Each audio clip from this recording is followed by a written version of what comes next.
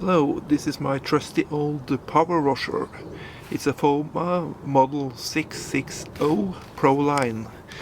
It's produced 2004. It's 1.8 kilowatts. It can flow 500 liters a minute and 120 bars. And it can handle 60 degrees Celsius of hot water.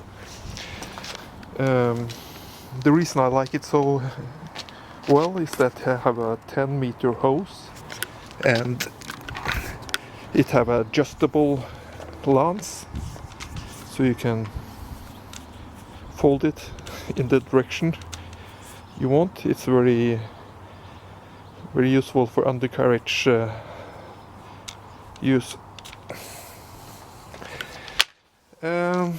Now it's 2025 and it was produced 2004, so it's 21 years old, so it's recently out of warranty.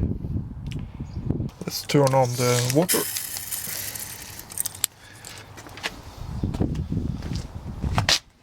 And prime like this.